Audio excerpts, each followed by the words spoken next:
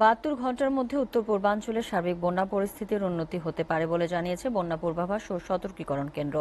দেশের উত্তর পূর্বাঞ্চলের প্রধান নদীসমূহের পানি কমায় বসতবাড়ি, গ্রামীণ রাস্তা থেকে পানি সরতে শুরু করেছে। দেখুন সাদমান সাকিবের প্রতিবেদন। উজানের ঢল ও ভারী বৃষ্টিতে উত্তর ও উত্তর পশ্চিমাঞ্চলের নদীর পানি বেড়ে কুড়িগ্রাম ও গাইবান্ধায় বন্যা পরিস্থিতি ভয়াবহ রূপ ধারণ করেছে। বসতবাড়ি, রাস্তাঘাট, হাটবাজারে পানি ঢুকে কর্মহীন হয়ে পড়েছে শ্রমিকেরা। বন্ধ রয়েছে বিভিন্ন শিক্ষা প্রতিষ্ঠান।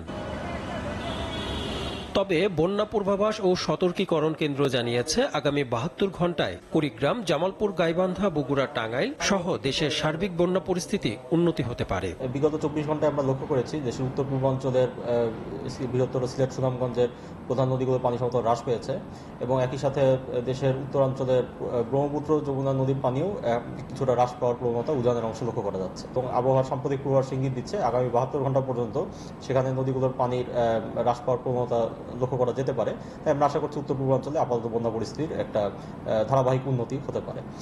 একই সাথে দেশের উত্তরাঞ্চলের অংশে ব্রহ্মপুত্র, যমুনা নদীর পানি হ্রাস পাওয়া শুরু হয়েছে উজানের অংশে।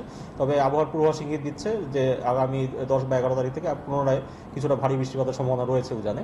এর ফলে সামগ্রিকভাবে পানি হ্রাস পাওয়ার প্রবণতাটা থাকলেও সেটা কিছুটা ধীরগতির হতে পারে। এদিকে আবহাওয়া অধিদপ্তর জানিয়েছে দেশের বিভিন্ন জায়গায় হালকা থেকে মাঝারি ধরনের বৃষ্টি হলেও ভারী বৃষ্টির কোনো সম্ভাবনা নেই। আগামী ৭২ ঘন্টায় বৃষ্টির সম্ভাবনা না থাকায় তাপ কিছুটা বাড়তে পারে। গত সপ্তাহে মোটামুটি মৌসুমে খুবই সক্রিয় ছিল, এই কারণে সারাদিনই বৃষ্টি হয়েছে। তবে গত পরশুদিন থেকে বৃষ্টি কমে গেছে। গতকালকেও বৃষ্টি অনেকটা কমই হয়েছে এবং আজকে হয়তো বিকালবেলা অনেক জায়গায় বিক্ষিপ্ত হয়ে বৃষ্টি হবে, তবে ওই রকম ভারী বর্ষণের সম্ভাবনা নেই।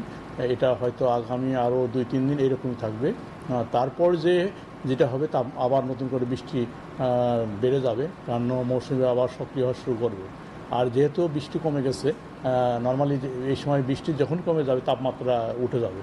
এছাড়া গতকাল ও আজকের সর্বোচ্চ ও সর্বনিম্ন তাপমাত্রা ৩৪.২ ও ২৪.৩ ডিগ্রি সেলসিয়াস রেকর্ড করেছে আবহাওয়া অধিদপ্তর। সাদমান সাকিব, এসএটিভি, ঢাকা।